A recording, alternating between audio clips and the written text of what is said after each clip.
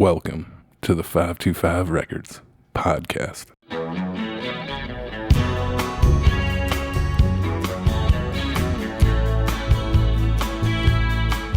Shared a cigarette for breakfast, shared an airplane ride for lunch, sitting in between a ghost and a walking bowl of punch.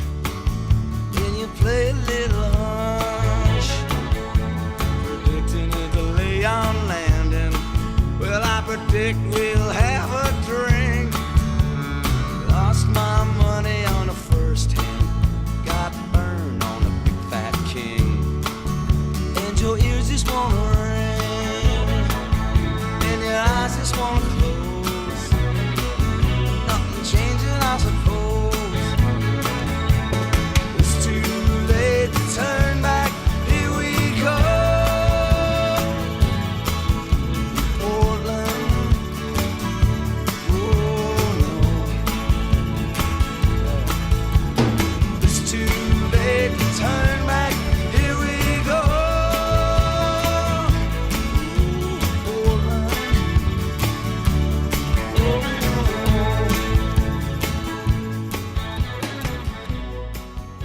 My guest today on the podcast is Alcala. He's a Portland musician, holding down drums in bands like The Smokes, the I Cants, and Barnacle. We talk about Portland in the 90s, how great it was, the warehouse music chain of record stores that once was a staple of the Portland music community. We talk about what it was like to see Radiohead at La Luna back in the day for $5. We talk about what it's like to bring home a drum set to a house full of roommates who, may or may not be receptive to the noise that pours forth from practicing the drums. And there's even a small cameo appearance from Mr. Mark Breitenbach, who was featured on episode 1 of the podcast. We get him in the mix for the Eastport Warehouse discussion, so hope you enjoy it. It's episode 6 of the 525 Records podcast. Alcala. Turn back.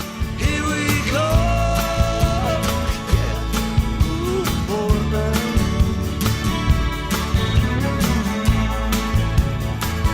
Yeah.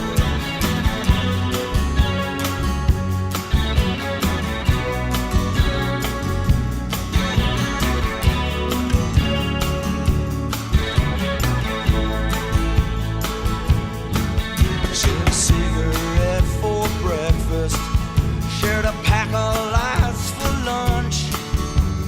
Credit card almighty, bring in the next little bunch. And you owe me on a hunch, and your eyes just wanna close. There's nothing changing, I suppose. It's too late to turn back. Here we go. Ooh, Portland. Oh, it's too late to turn back. Here we go. Portland.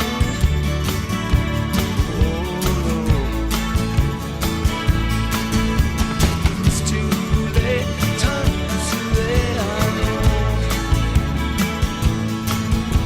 Portland. Portland.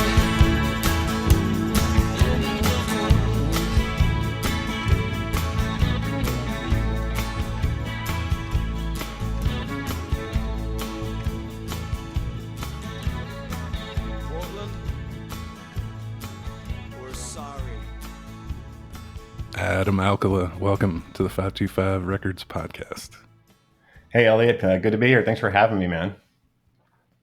I've heard from sources that you're an incredible fan of the Replacements out of Minneapolis, Minnesota. And I just had to bring this up right away because, I was born in Minneapolis and spent a lot of time there. Half the fans of this podcast reside in Minnesota. They are also huge Replacements fans. And I thought, what better way to kick off the podcast than the awesome song Portland because it's it's a killer song. I love that line in there, credit card almighty. I mean, how great is that? bring in the next little bunch. Yeah. Hey, let me ask you, what's the sentiment for that band growing up there? Is it are they legend or just like everywhere else in the world, just sort of underachieved? Oh no, they're definitely legend status. I mean, the Minneapolis bands. If there is a hierarchy, surely they're at the top of it. One of the stories I wanted to get to right away is there's this legend of the worst replacement show ever performed on the internet, and it's from December 7th, 1987. It happened to be in Portland. At La Luna, right? I think it was at Pine Street though, because if you remember that it did have those second story Hmm. windows. Oh yeah, if you're in there, it's that Pine Street became La Luna. So it was when so I've been there. It was converted into like a little pool hall. Well, the song that we played at the intro is called Portland, and it's by the Replacements, and it's sort of their apology to the city of Portland for that show. Legend has it at that show that they threw a couch out of the second floor window onto the street. A lot of people say it happened before the show. Some people say it happened after. This is the legend of this night, though. But it's going down on the internet as the worst Replacements gig ever. They were, of course, getting trashed in the green room before the show.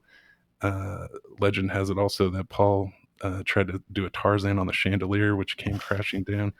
Another fascinating, interesting thing from that night is Tommy Stinson. They were notorious, I guess, for taking their clothes off and throwing them in the audience. And Tommy had $20 in his jeans, which that was like $100,000 in Right. 1987.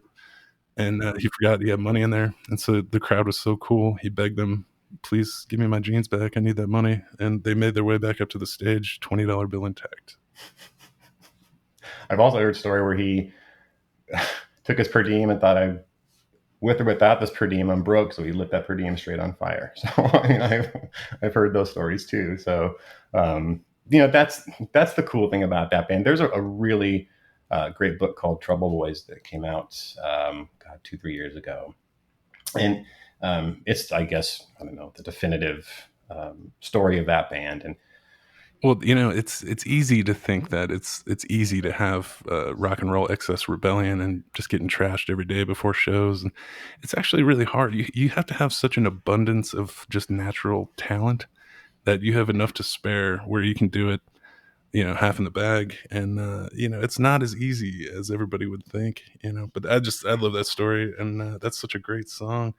Believe it or not, actually, I was a craps dealer in Las Vegas at the Flamingo for a little while, and night this guy comes in a Jackpot Records T-shirt, and he's trying to get a marker, so he's got to throw his ID. And I told him, because Jackpot Records, obviously, classic Portland staple, and being in Portland quite a bit, of course, I had to say, "Hey, nice shirt, man. Did you get that in Portland?" And he goes on to give me his license, and I'm like, "No fucking way! Sure as shit, Tommy Stinson."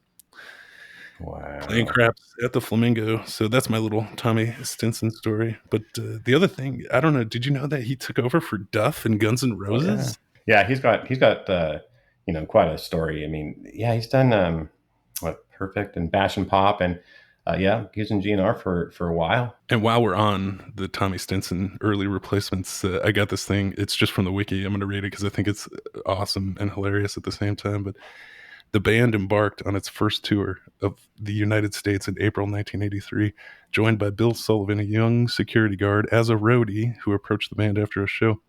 Tommy Stinson dropped out of the 10th grade to join the rest of the band on that tour in 83. And they toured up and down the East Coast and opened for REM. And then this is the best part, is when they toured the East Coast and they went back to New York in June. And so it goes on to say the Replacements returned to New York in June of 83, playing at CBGB. The gig was a failure. The band were almost refused entry. Bob Stinson was thrown out as soon as he walked in the door. You can guess why. And the Replacements were the last of 5 bands, which meant they played in the early morning on a Monday night. The show at Polk City was not a success because the Replacements, quote, were so loud and obnoxious that the people just cleared right out, according to their manager, Jefferson, who was one of the instrumental people in a Twin Cities label called Twin Tone, which was pretty infamous. But it goes on. This is the best part. The band supported REM on an 8-day tour later that summer, deciding that they, quote, should alienate the audience as much as possible. How great is that? I would argue that CBGB show, by their standards, may have been a complete success. That's you never knew with that band. I had heard, well, I'm pretty sure it's true that Tommy Stinson's mother had to write like a permission slip for him to drop out of school and go on tour. And I think, if I understand it right, that is in, was it the New Music Experience up in Seattle? Is that Paul Allen's museum? I think that's framed up there. So yeah, he started so young. How cool is that? Yeah, I mean, dropping out of high school back then was kind of a big deal. Now, I mean, it's a miracle if anybody graduates. It's come down so far, but they say the dream of the '90s is alive in Portland. But if you were alive in Portland back in the '90s, I mean, it was a special time and place. What was that first like apartment? Where did you live? Were you on the east side, west side? I mean, So I lived on Cooch Street in Southeast Portland.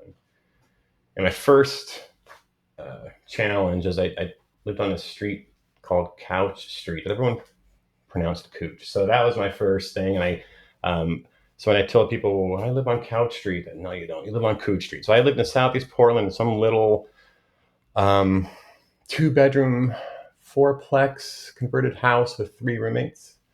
And we were all young and, didn't know what we were doing, or it was just a matter of time before we got kicked out of there. So I don't think we lasted more than 2 or 3 months. And then we moved to Northeast Portland, where we all got a house and picked up an extra roommate. And I want to be, all these folks that I'm speaking of living with are my best friends to this day. And and having that house provided a place for me to start playing the drums. And again, me starting to play the drums was no burning ambition that seeded itself and came about over months. It took about a week. And I should also mention I didn't notify any of my roommates that I was going to start playing drums, so that was its own sort of challenge in and of itself. But they were so cool with it. oh, dude, non-musician roommates love drummers that practice drums in the house. I have to give special shout out to Steve and Jason and Todd. I mean, I legitimately came home one day with a set of drums. I set them up in the basement, which is Todd's bedroom. So, I mean, and there's no way to practice the drums quietly, and you're just sucking out loud and can't hide it. Sucking out loud, man, that's perfect. It's such a perfect description. I remember one time I was practicing and early on, and I didn't know, it was just awful. And I would put headphones on just to muffle my own noise. And I looked up in the basement, and there was some neighbor person peeking into the window, like their hands over her ears, just yelling, "Stop!" And I recoiled. I like ran away. I'm like, they're hearing me suck. And so I ended up having to like tape or nail up curtains over the windows just so I could not see them, judging me from outside. This is the big difference of people that keep going and people that just put it in the closet and forget about it. It's that drive. People say, "Oh, you're horrible. You should just quit." Neighbors yelling "stop" through the window. There's 2 paths you can take at that point, and the really truly great ones usually put up curtains and keep going. But a great handful of people also just pack it up, put it in the closet, never to be seen again. So, but when you were living on Cooch Street, is that why you went to so many shows at Pine Street La Luna? I mean, that must have been like right around the corner. Well, that's kind of where things happen in the sort of music that I was into. And not to gloss over Portland in the '90s, it was such a vibrant place, and that opening part of Portlandia just rings so true. It just captures everything from just, I don't know, like just how everything just feels. And Portland was that sort of slackerish part-time at a coffee house, everybody in a band or an artist. You could live cheaply. There were just so many great things about living in this town.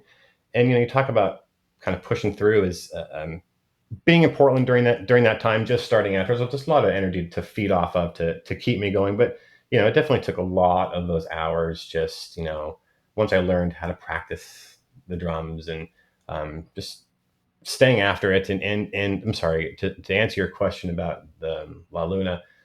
That's just where bands I liked play. There's a lot of those up and coming local bands. I mean, I could go on with Radiohead played there, and Cranberries, and all these bands for $4 or $5 back in the day. And So am I under the impression that you saw Radiohead back in the day, like 91, 92? Must have been their first American tour. And so they roll into Portland, and for $5, you get to go see them. That's pretty awesome.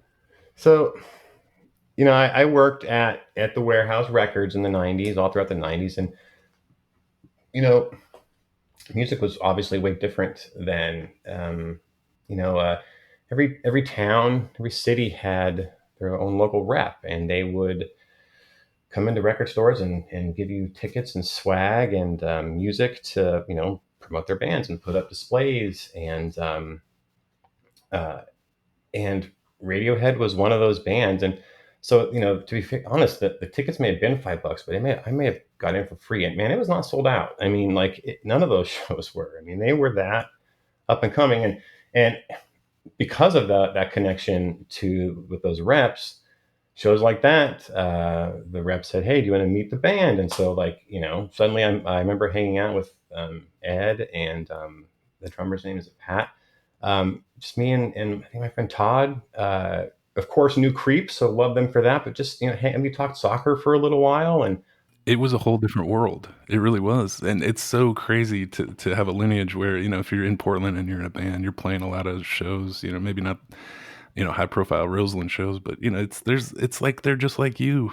I mean, before Nels Klein joined Wilco, he was doing $10 cover charge shows and shitty Portland bars, and like those. It's so crazy to think now when you look back on it, because those guys got so huge. But like famously, Nirvana also did a live record at the Pine Street. I think it was 90 or 91, oh really? and they tacked it onto the Bleach remaster 20th anniversary. So there's Flaming Lips. I mean, God, I mean, you name a band that went through Portland that didn't play that venue. It's funny. I've been able to meet some of my musical, I don't know if you want to call them idols, but people that I really idolized at the time because of their music. And I wish I had any ability to be less than completely awestruck whenever I met quite a few people. And I always imagine like I'm going to be so cool. They're going to be like, "Hey, who's this guy? Let's be friends." And, so I wanted to be, cool, but I was just, for as much as it happened, I was nothing but the just fanboy, just freaked out.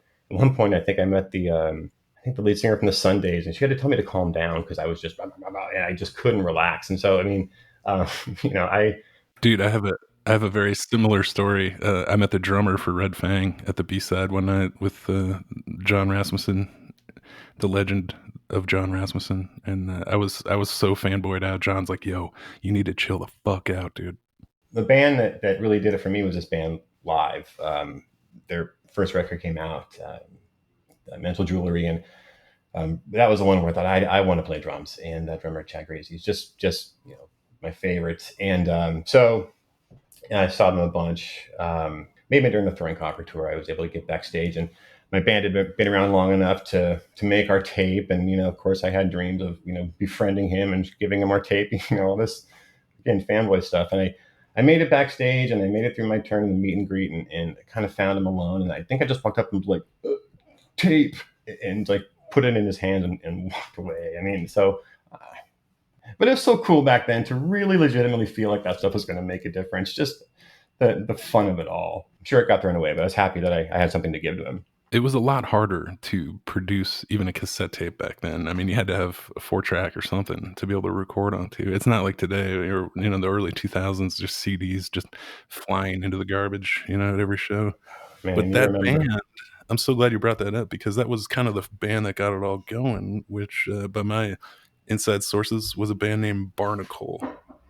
Yeah, that was the one, and that's how it started. As I was working at the warehouse, and a woman named Karen had just started working there, and she moved up from San Francisco, and I had said, matter of factly, I think I'm gonna buy some drums. And she said, "Oh, I play guitar. We should start a band." And literally, that was it. And the next day, I had a drum set, and we were in a band for 7-8 years.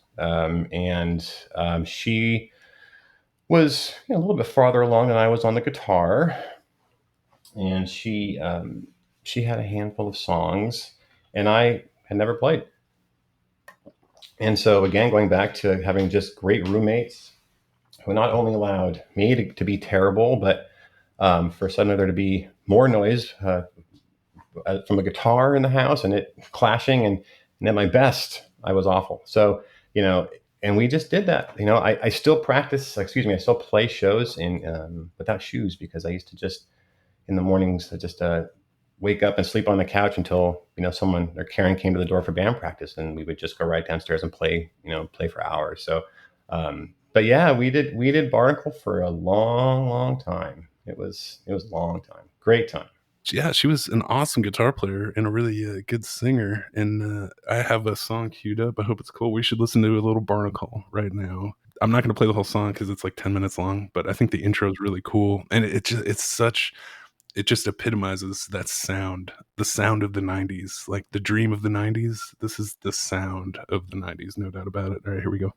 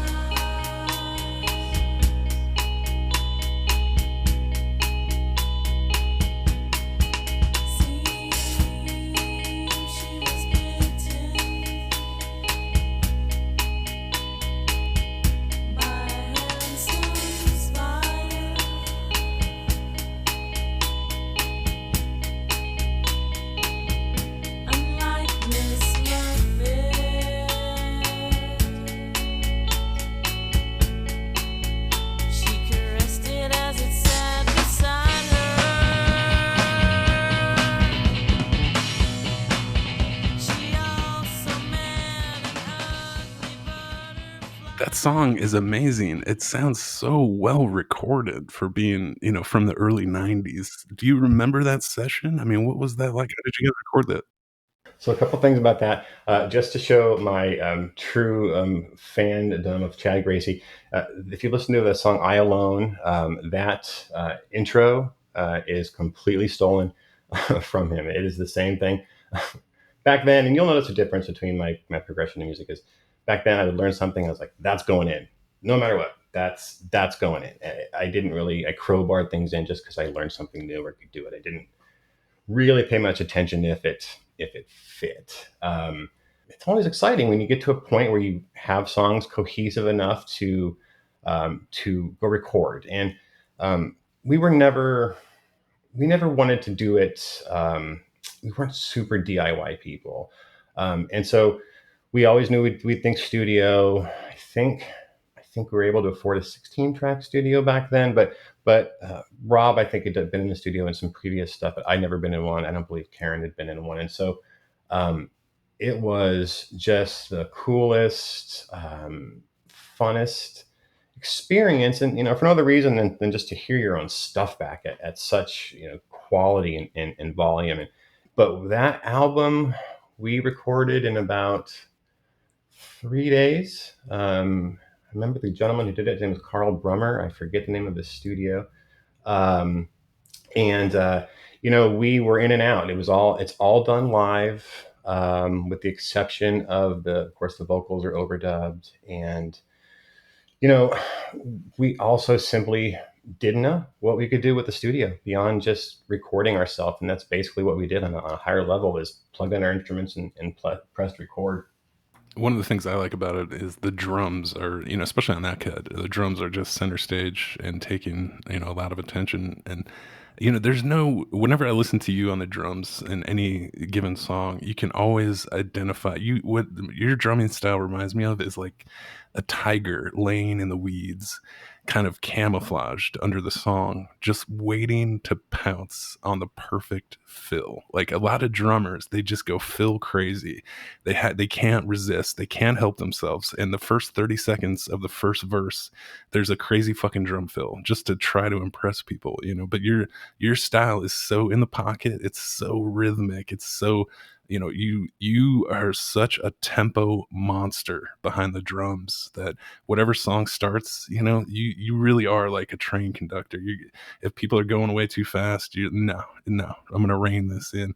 But like those little double hits on the rim shots that you're doing, it's such a great example, and I can find that example in almost any single song that you're on the drums in. It's like, you know, God, is this guy ever going to do a fill? And then when he does, it's the most perfect timed, the most perfect spot, like a tiger in the grass, just waiting to strike. You know, when you listen to us, you know, Rob on the bass was doing a lot of lead runs, and Karen was really doing a lot of cool, you know, fill patterns or jangly patterns on the guitar, and I was certainly, I would say, over the top on the drums. But we were busy as a band. I mean, our music was, you know, a lot busier than I thought. I haven't heard it in a while, but I wanted to do less of that, man. I wanted to have less opportunity for me to have a perfect song, but for the stupid thing I did for no reason on drums.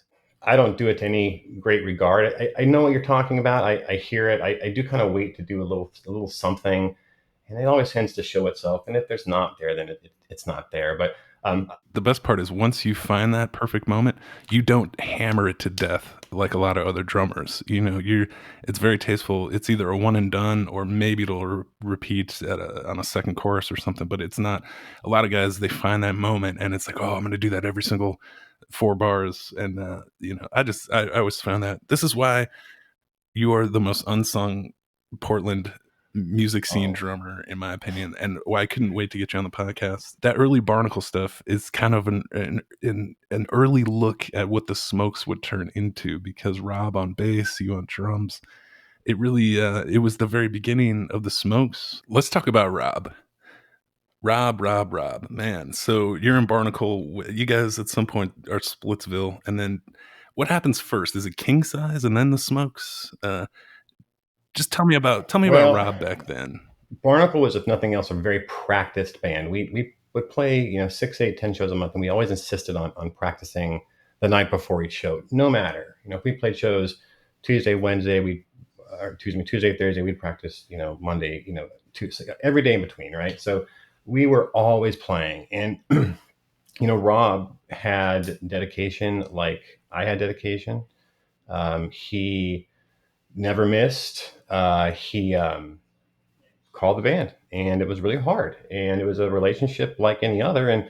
And Rob and I have always been friends through everything. But I missed seeing him so much. You know, we were always together. And so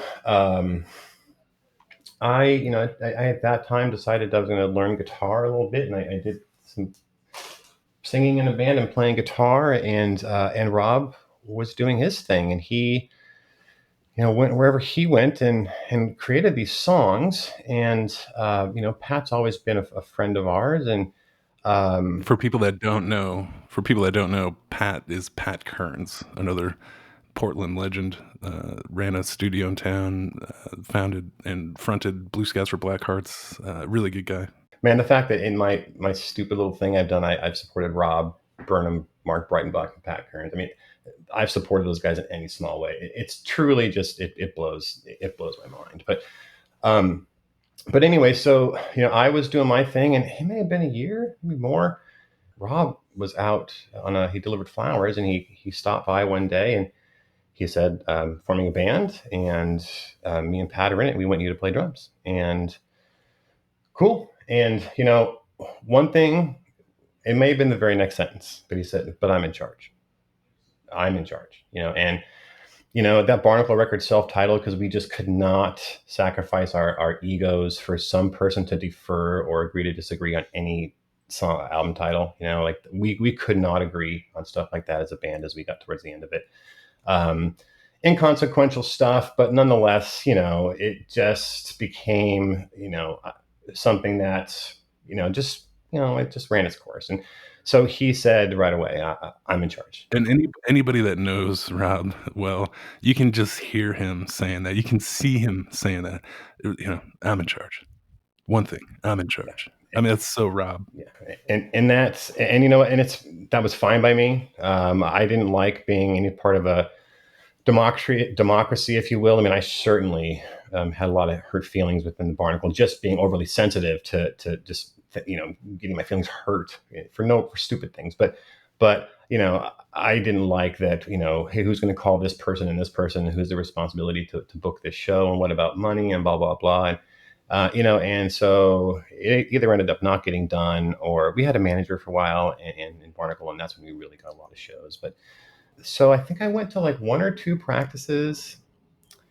And in Bill's, we used to practice our friend Bill, who is the father of Jason, who just one of the coolest men I've ever met. And he opened up his house to us and Pat. And there's a lot of music going on in that house. It was just one of the happiest places of my whole musical journey was Bill's house. And I played a couple times, and we went downstairs to the studio one day, and I laid down drum tracks, and and then, man, there was no band, there was no practicing, there was no playing shows. Album was first. We started with the record, and so Rob came to me a little while later and said it's done for the most part. And I think there are some things on that record. I want to think I just played drums and didn't do anything else, but there are some things as I listened to it that I know I helped. Some overdubs. There's a tambourine in there and a guitar slide that I'm not saying I was instrumental, but I was there for that. So I definitely did some overdubbing with them. But man, if I spent 4 days working on that record, I would say that would be maximum. It was the coolest because I did all that, and then one day down the road, it was just, here, this is finished, and now we can go start promoting it. And it was just such a great way to start and lead with that record. We've done the let's build a following and create a need for a record. We just said, from day one, if somebody likes this and they want something, let's have something. And again, Rob learned, he had a plan, and he paid attention. And best decision he made, I think, in the Smokes, to just from minute one, like, I'm making all the decisions. And to his credit, he made every decision well. He treated us fairly. He ran it like a business, meaning that expenses were paid for from any money the band made, or I don't know, maybe out of his own pocket. I don't know, but being in that band was pretty much as simple as showing up for me. It was really, really easy being in that It's so rare to put the music first. A lot of bands, they get together, they make a T-shirt before they even write a song. But when you commit to doing the record first and letting it speak for itself, it takes on a whole new level. And it's such a great position to be in when you have a guy like Rob, who is, you want to get behind, you want him to lead, you want to serve the song. I remember that studio, the little bit, this was Studio 13, Pat, if I'm butchering this, I apologize, buddy, but yeah.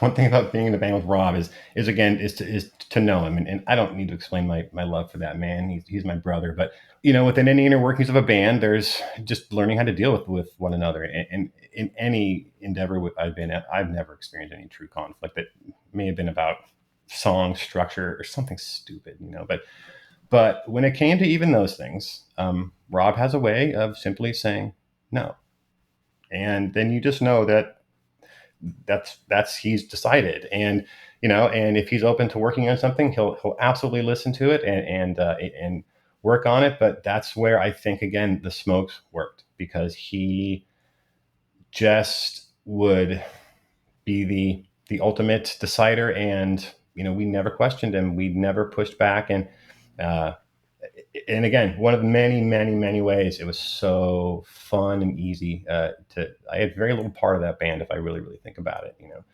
I was just there. Rob did that without any prima donna, without any ego. He's the most humble, No. great. After a show, you see people come up to him and he say, "Hey, man, we like the show," and "Hey, thanks a lot, man." Like, he knew how good he was and he knew what he had. But there wasn't this air of, "Oh, I'm so talented and I'm gonna destroy things and make you guys feed me green M&Ms." That's the best part of Rob, I think, is the lack of prima donna. I won't know what Rob looks like to to the outside world, because I've known him for so long. And I knew him when Barnacle days, he could play. and he was established. And I met him through an ad in the paper, and we started some other band.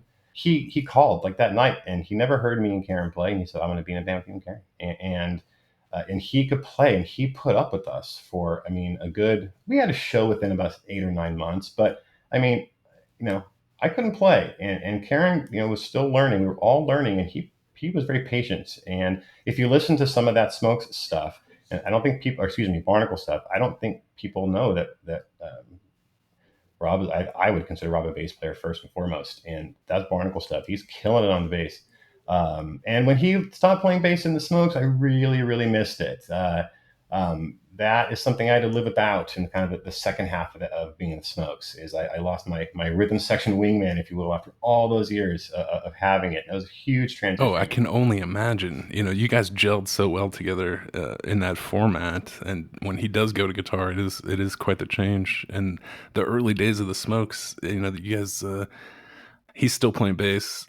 If you care about how the Smokes came about, as pretentious as this may sound, I read a book, and we all read a book I read it because Rob recommended it, called Confederacy of Dunces, and just a fantastic book, and the story behind that book is incredible. And so we all loved it. And there was a gentleman in there named Burma Jones, and he smokes a lot.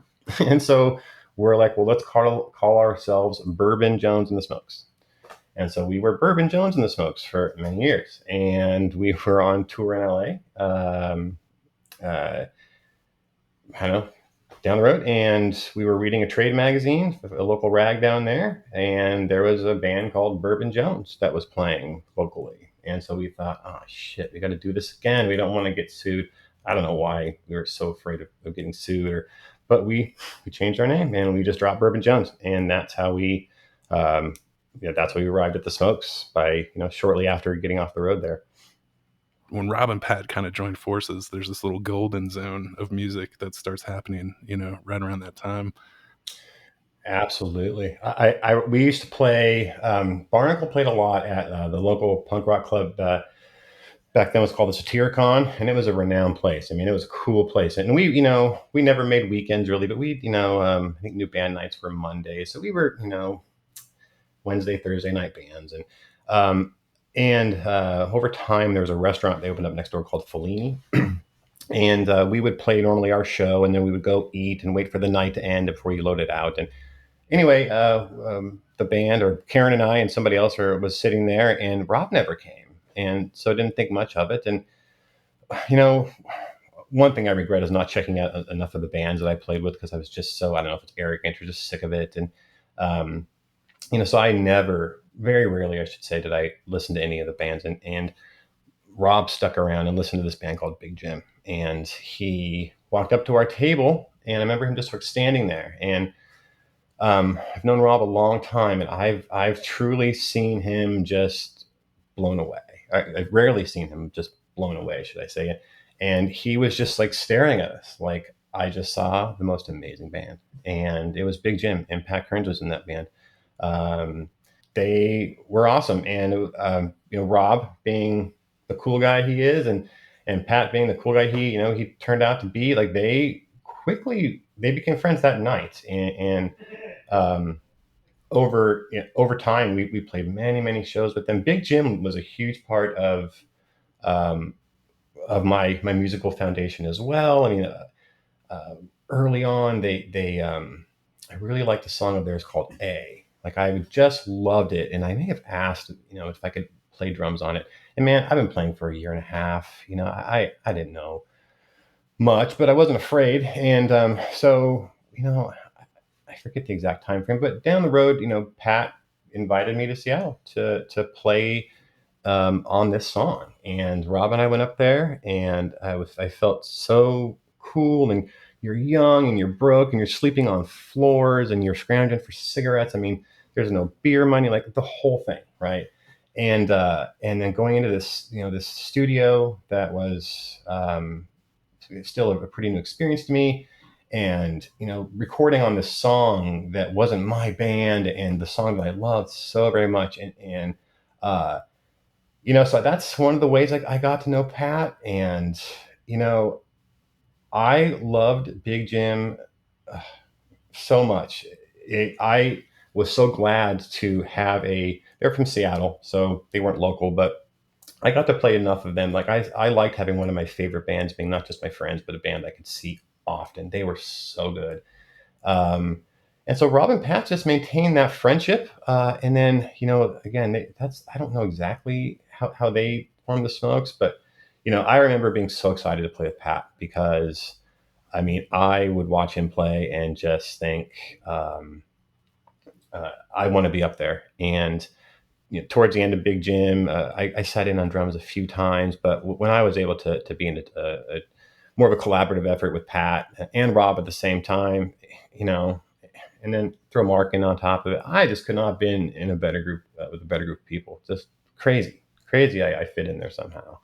Truly, and I'm not being self-effacing. Like what I decided to do if you listen to Barnacle records and you listen to the Smokes records, is I decided to just calm down, and less fits a lot easier. And I just started playing simpler, and I found myself liking if I'm just playing a straight 4/4 beat for the first 90 seconds of a song, because you know I'm not messing things up. I'm not getting in the way, and no one listens to the song for the drummer, And I think whenever I listen to my music, I hear the drums first, and I'm trying more now to listen to the song as a whole. And so that was a big part. And Rob talked to me about it.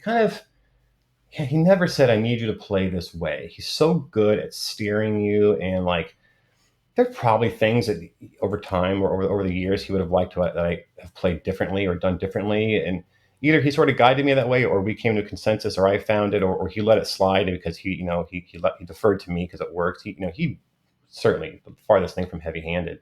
He's never said, "Do this, don't do that."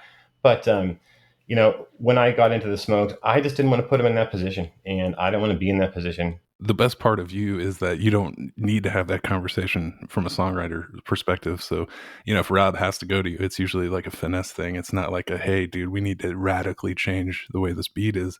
And I think this is where it really harkens back to your sort of musical journey of growing up, how you kind of learn backwards, right? If you most people go from punk rock to jazz in a lifetime, but you get to punk later. And so you had this whole Smiths Morrissey, pop kind of structure just built into your style, serving the song, and no, it's true that nobody listens to the songs for the drums except for drummers. And, that's a select Right. group of people. So when they listen, they hear something totally different. But yeah, I think that really, it was a big attribute in the Smokes for you, is how you did kind of take a backwards journey into your approach to the drums.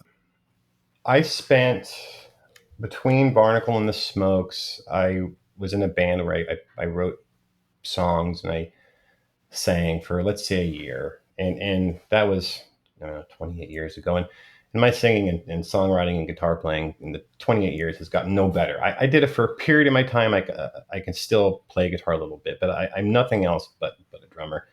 But in that time where I could write songs, and I had a drummer who fantastic, and he was playing how he wanted to play, and more power to him, but I was hearing something different. And I was so, in a sense, hearing how Rob or Karen maybe was hearing me stomp all over something that they heard differently. And I question if I was approachable during my time being a drummer to really take suggestion very well. So again, that's why I didn't want to put him in that position.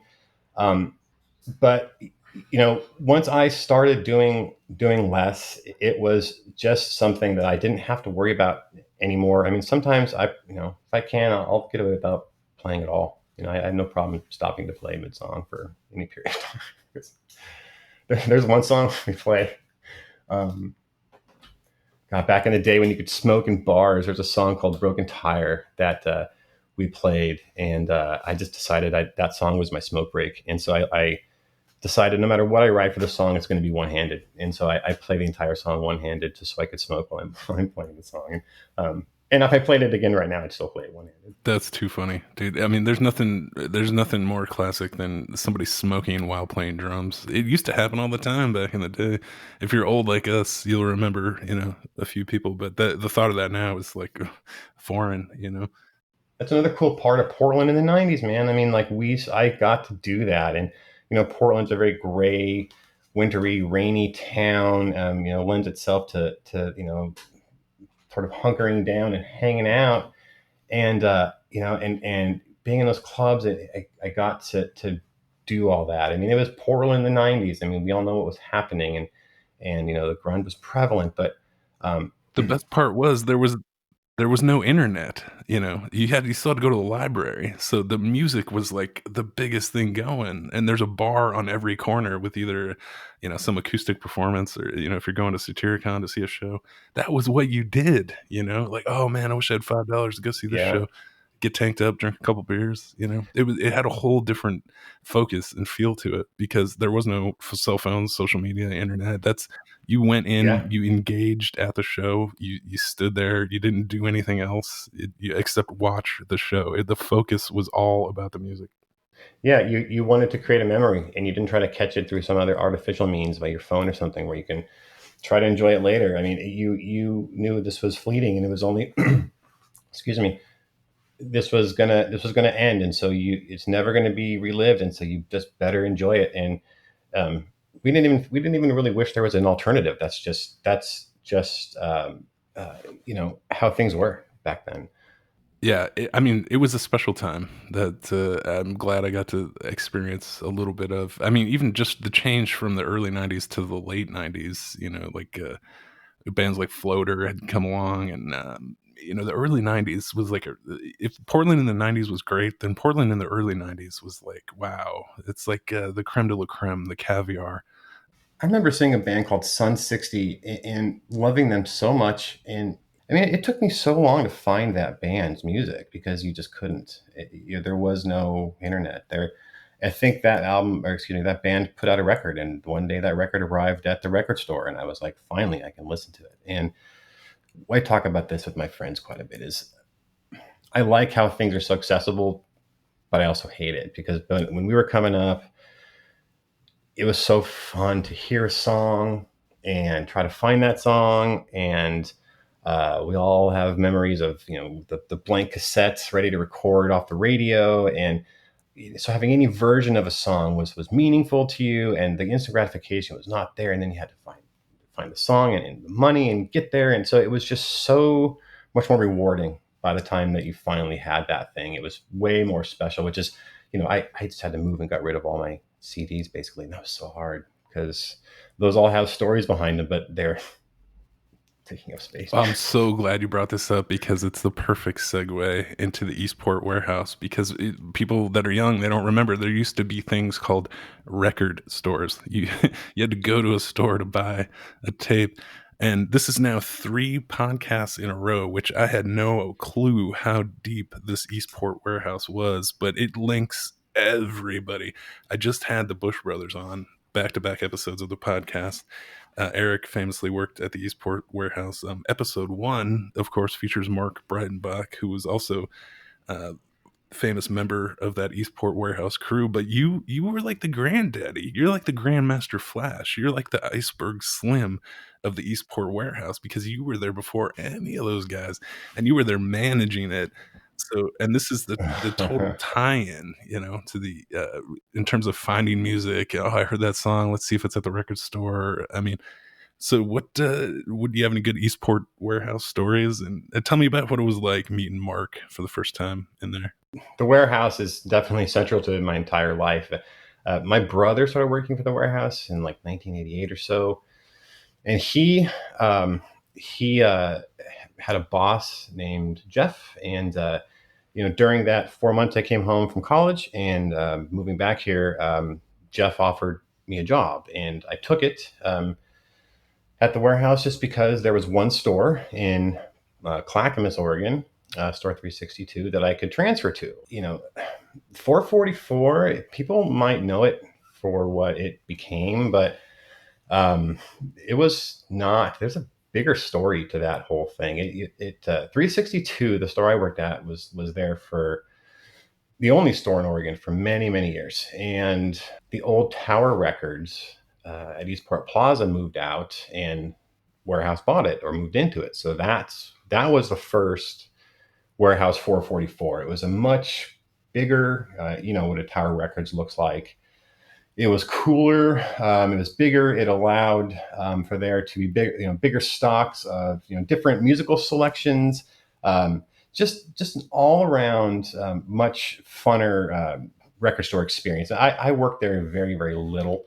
I spent most of my time at Warehouse 362, which I worked with. Just like people have their memories of 444.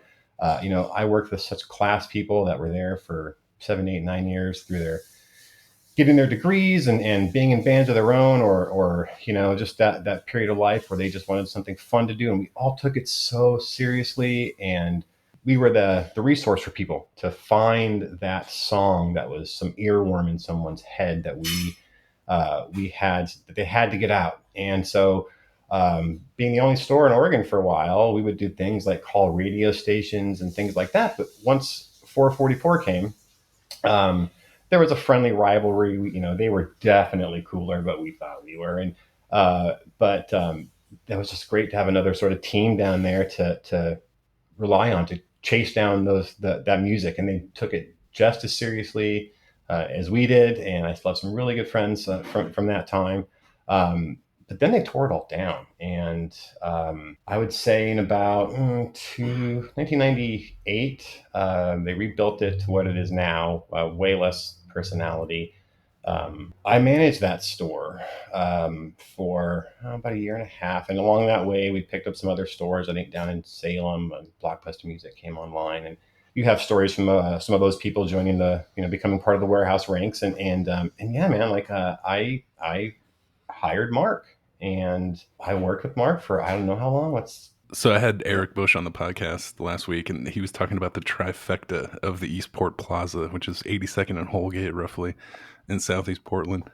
How there was a liquor store, a strip club, and a bar all right next to the Warehouse, and also a bus stop. So and just continuous shoplifting, and just the dregs of 82nd Avenue was just right in the heart of that Eastport Plaza. I thought that was pretty cool. It was bad. I mean, I remember as a manager there, somebody didn't like us or me or what, but I think 3 or 4 nights in a row, they would 1 o'clock, 2 o'clock in the morning would come by and smash out our windows. So I'd have to go to the store at 2, 3 in the morning and sweep up glass, and just sit there until the glass person can get there at 6 or 7, and that happened 3 or 4 nights in a row. Someone just didn't like our store. Yeah, it was crazy, a crazy little neighborhood. So I imagine one day you're the manager at the Eastport Warehouse, and a very young, very skinny, very good looking one, Mark Breitenbach, comes stumbling in the store to get hired. What was it like working with him, and when did you kind of start gelling with him working over there? I would describe Mark as the same way I would describe the people that I've met through Mark. I mean, it's impossible to not like those people. And I just remember always liking him. I just always, just really, back in retail, you never know who you're going to quite work with. And so when I saw him on the schedule, we overlapped or spent a full shift together. It was always enjoyable. And I don't remember when I left the Warehouse, I knew, of course, knew Mark, but there was no miss you. It was just, see you later. I didn't know I'd ever talk to him again. Truly, I really, really didn't. And furthering how the Warehouse plays into that is he, as I think because he's an assistant, moved over to 362 where I'd come from, and that's where I would do my record shopping, and he was there, and so we would just be very friendly. And along the way, he had mentioned he played piano, and I think he mentioned he liked Badesky, Martin and Wood, and Ben Folds. And around that time, we were looking for a keyboard part, this one part in one of our songs. I thought, I know this guy, and he says he likes this kind of music, and if he can even noodle along, fake it that well, and we only need like 30 seconds. And we brought him in, and he's never left. I mean, just never left. So I'm that's like a suckerfish that's just attached to the side of the I tried. aquarium. He fucking right I here was right now. just thinking how awesome it would be. Man, I wish Mark could just jump into this episode real quick and do a cameo, and then Let's see. Serious. Look what before you know happens. it, what is the? You have any memories of meeting Adam and working at the Eastport warehouse? Oh man, yeah. Adam was amazing. I remember. He was a good manager, a fair manager. He was diplomatic, um, and he was. I don't. There was, as far as memories go, man. They're all record store memories. We had a lot of oh, here, check this out. This is it shows up in the used bin, and you're just like, oh yeah, we can play this. And anytime we could get away with playing used records, we would, because it was a break from the playlists that Warehouse Music would subject us to. Constant Barrage. They had VHS tape playlists, which I still have a couple of downstairs at them. I don't know if this exists anywhere else, but I have a VHS copy of all of the first two albums of Outkast music videos, on like in a little white box. It says Warehouse Music for promotion only, Outkast music. It was played on a loop at whatever Warehouse Music. And man, all that stuff happened because of Adam. Yeah, I wouldn't have met Pat without Adam. Wouldn't have met Rob without Adam. And any of those people, which are all huge influences in my life now. So When Mark joined, the first order of business was get him something to play, and so we ran through. We tried a Farfisa, it never really worked. I mean, Rhodes, that was awesome, but just such a pain in the ass to work with. the Rhodes was we lugged that Rhodes up. We played the Buffalo Gap almost, definitely monthly. Buffalo Gap was a place out on Macadam, in Southwest Macadam Boulevard, that was a restaurant downstairs and like a bar upstairs. I think, is that right, Adam? That's right. Yeah, Right. and yeah, Rob had an in with the booker at this place, and they liked the smokes, and so we played there a lot, and we would lug this 76 key Rhodes, with with the bottom speaker cabinet also. So Oh my God. up this huge flight of stairs and into this, and on like Portland weather, walking something like that up these rickety old stairs in the rain constantly.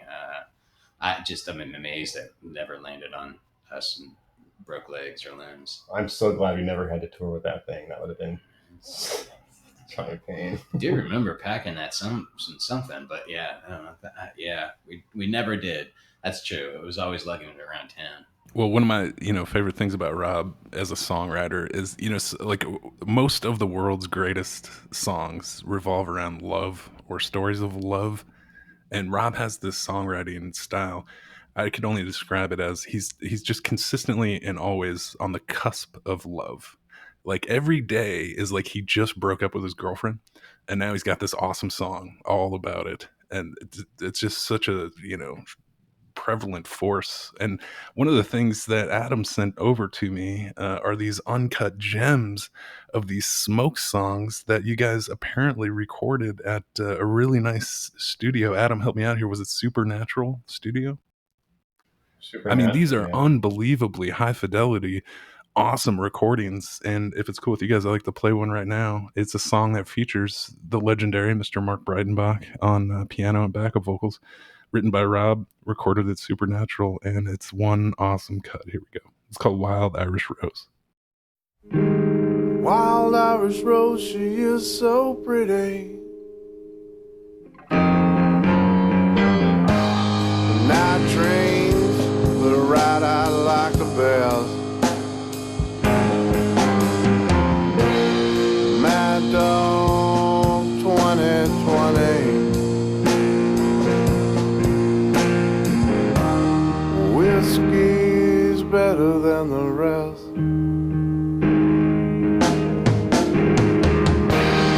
Didn't know you were looking. I didn't know what you saw. I didn't know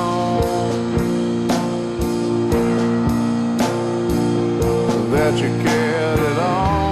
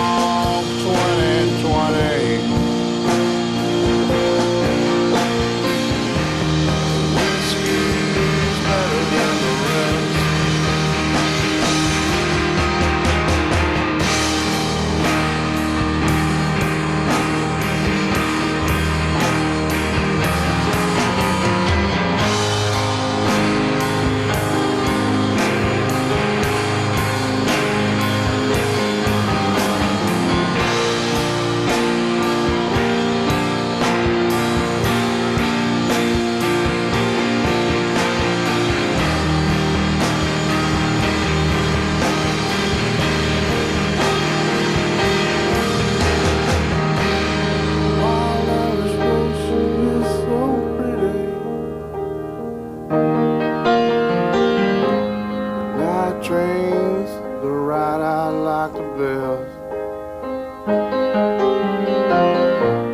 Mad Dog 2020. Whiskey's better than the rest.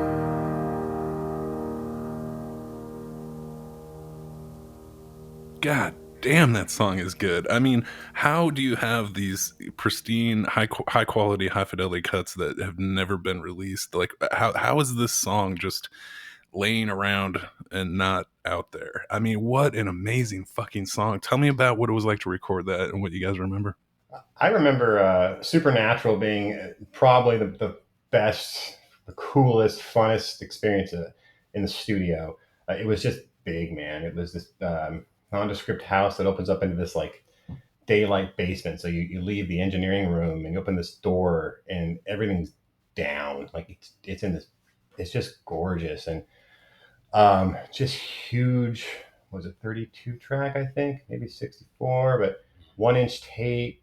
There was some digital. No, I think we did that all It was analog. all analog. Yeah. Yeah, and you know the best thing about our band, one of the best things is we had Pat, and you know it cost whatever it costs. Rob took care of that, you know. But But the friend deal, though. yeah, and so Pat knew how to just how to work it. I remember thinking that the fact he can get any sound to come through that board is impressive. So I'm just dying to know who engineered and mixed that song because the drums sound so good. There's the most beautiful overhead cymbal wash that happens right at the end there. I mean, I don't know. I mean, correct me if I'm wrong, Adam. I don't want to be a dick or whatever, but it sounds like that was were those your drums or did you play the kit at the studio? yeah, first of all, Pat did all. So if you're looking for that credit, that's 100% Yeah, Pat. Pat. I'm sure Rob had some voice in the room, but that's Pat, man. And, I have one kit. I basically only had one kit, and that's on every record. Some mechanic and stuff. I play Carrie's drums, but no. And the thing about Supernatural is they had a drum room, but then there was also the big room, and since the room was built down, the ceilings are probably, I don't know, 20 feet high. I don't want to exaggerate, but so I think we set up in the main room for some of that, and just with overheads and maybe like a bass drum and a snare mic, and just got that really big sound from there. They sound amazing, and it doesn't. Having I'm pretty well versed in most of the Smokes recordings, and that particular studio session, it just smokes any other recording in terms of quality. Dude, I'm sorry to cut you off, man. There was in that studio a wall of in their boxes, perfectly maintained microphones. Just like if I don't know microphones, if you need a Shure, this and that, or blah, blah, blah, or old timey. So, I mean, there was like a Hammond in there. There was all sorts of keys in there that those came with the studio. So, you know, we were really able to really use the studio for that record. I love the piano outro on that song too. Yeah, that was Rob and Pat's idea. Probably Rob's idea. Both of them. They both spent equal amount. You know, Pat never just mixed stuff on his own. Rob was always over there, and if anything, Adam was probably over there quite a bit too for all those mixing sessions. I skipped out on a lot of that stuff. I think I showed up for a day, and I think I was there for like an hour, and I thought I'm just not necessary here. And we weren't needed, you know, for that stuff. And you know, and again, they can talk about this, but you know, I firmly believe that Rob and Pat have a bit of a deeper thing. You know, they did some stuff as a duo, you know, between all of this, and so they have. If there was ever a you know, co-leader or something, right hand man, it was you know, it was Pat, and what a great person to have. That they I think planned our band and collaborated our projects on a, you know, sort of different level. Yeah, definitely as far as recording process went. Having paid a number of quite large studio bills, I'm just dying to know who fucking flipped the bill for this recording session. Oh, that was always Rob. Yeah, Rob was the bill flitter. We would play shows, you know, that would get us some money, and the money would go towards recording typically. But I don't believe that it was always covered entirely by playing shows. I don't think we ever were able to do that. So Rob, yeah, spent his hard-earned money. For a very short time, I personally had an audition in the Smokes as the bass player. We practiced once, But, I commute from Vegas up and down, back and forth, and we got to play a show one time at the White Eagle in 2010 with no practice whatsoever, just kind of showing up cold. And that's the next song I'm going to play because I'm just so happy about it. It's a great cut, and I'm on bass, and that's all you need to know.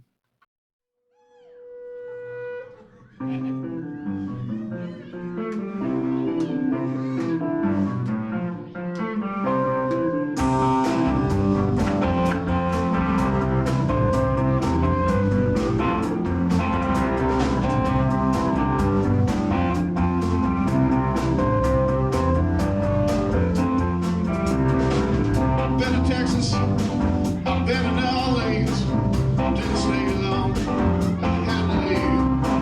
I was only glad how to get to Miami, and I was just 16.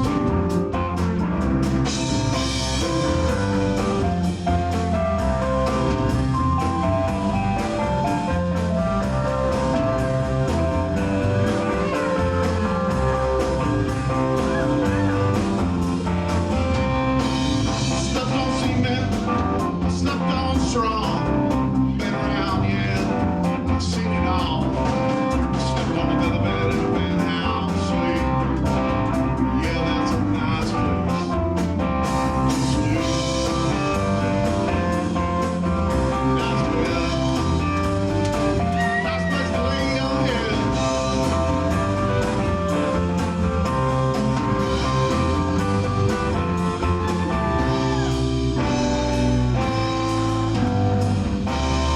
I've been down, I've been down.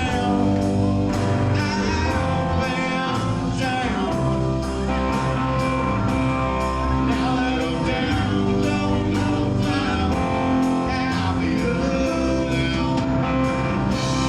I've been down, I've been down. Now that I'm down, down, down, down, happier.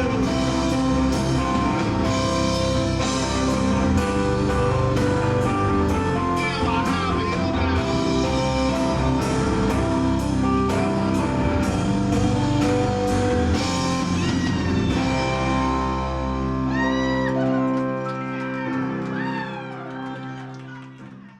And the crowd goes wild. You gotta really appreciate all the fans that we have.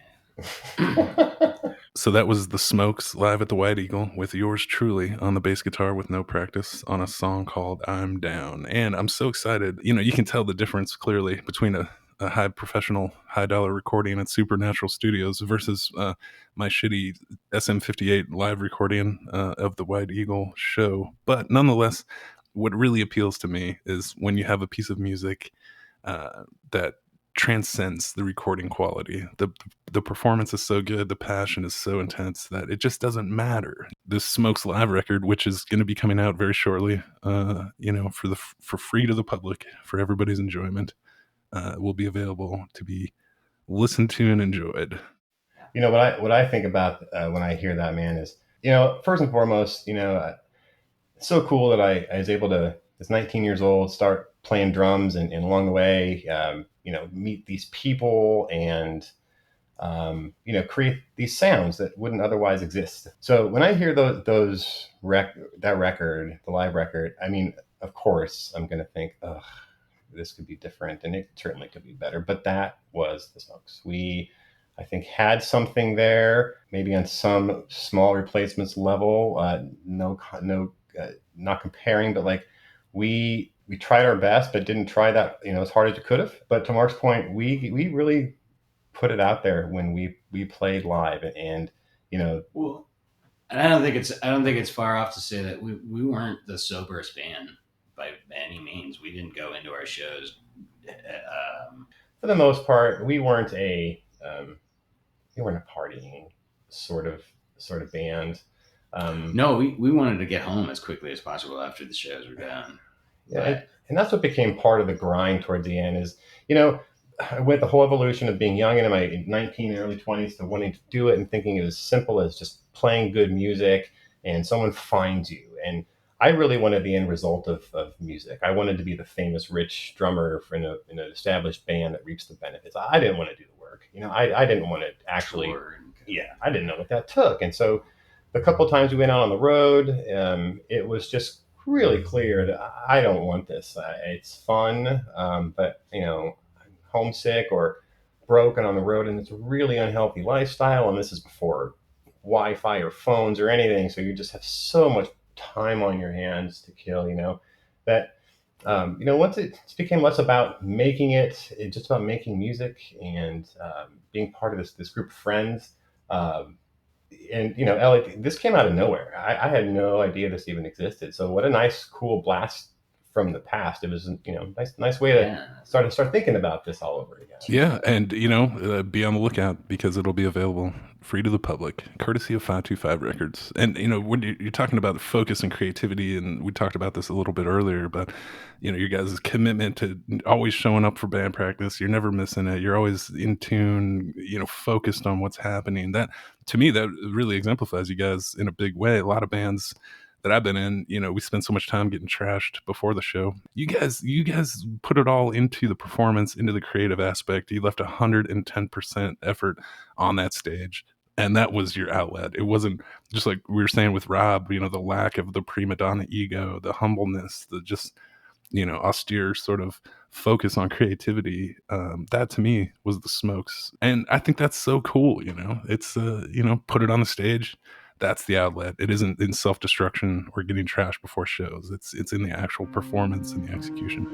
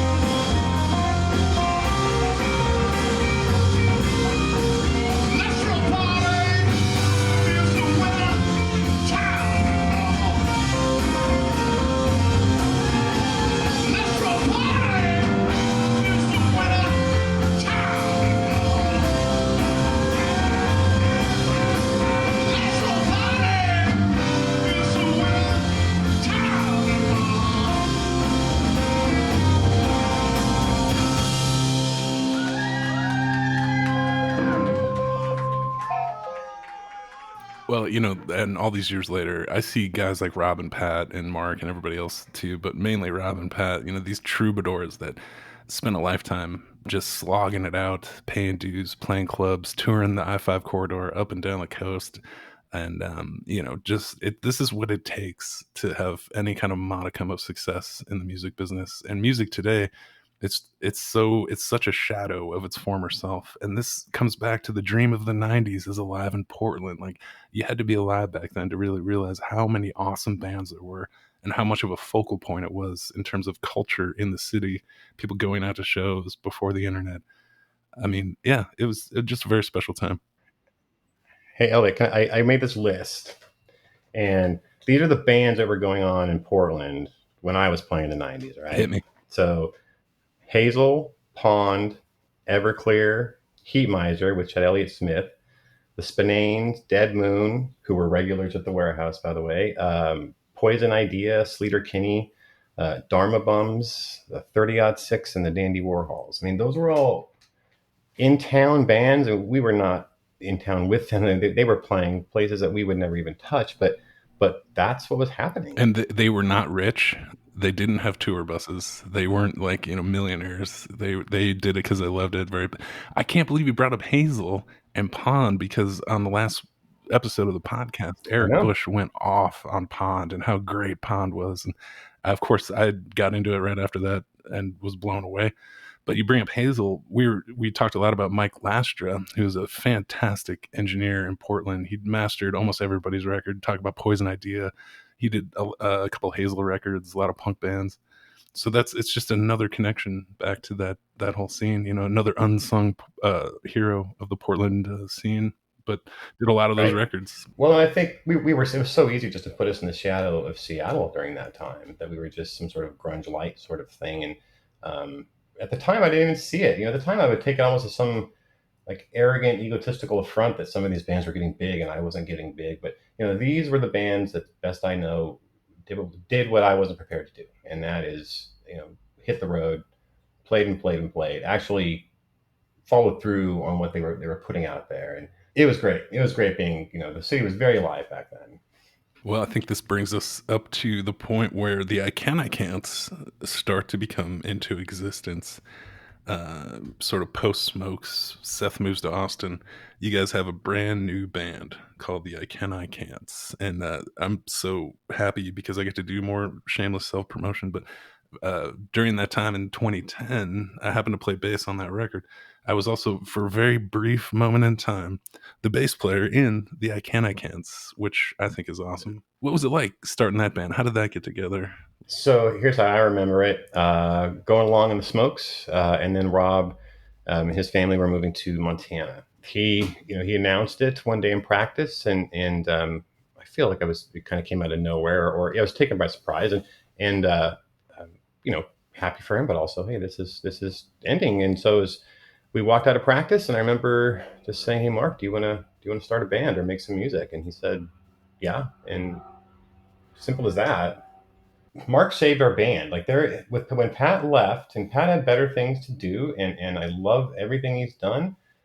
So just he's one of the people I idolized in my upcoming musical youth, and so being a band with him was great. But Mark, when he joined, when Pat left, Rob could slide over once Seth moved away again, and Mark filled in. Mark filled in all the bottom there. I didn't have a rhythm section for the last half of the Smokes, but in a traditional sense, I didn't have a bass player. But Mark filled all that in, and I don't know if Mark knows this, but I'm not the first person to say that Mark saved the Smokes. But I mean, 100% changed it, and we would not have remained viable.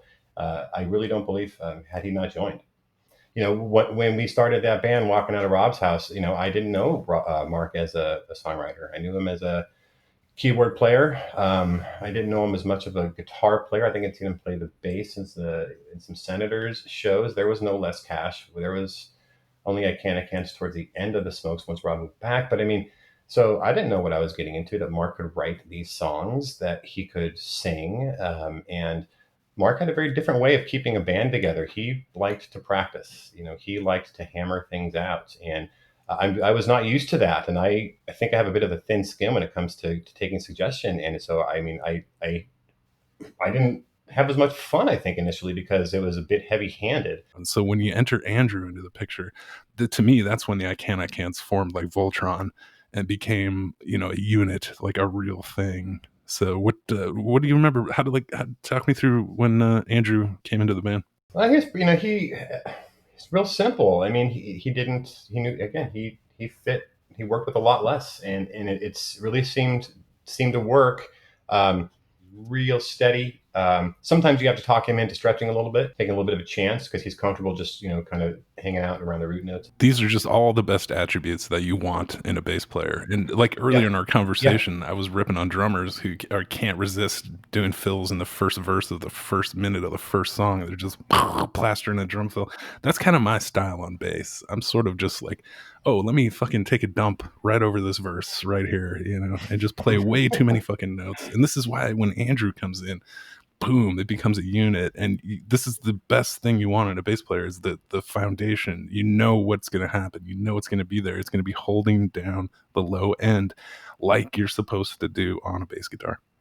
We were talking about Rob and what makes him such a great songwriter, to me anyway, in my humble opinion. He's always on the cusp of love, and it's always a crazy love story. Broke up with a girlfriend, and Mark has that similar vein in his songwriting. It's very along the same line, and I think that's what makes a lot of the songs so good.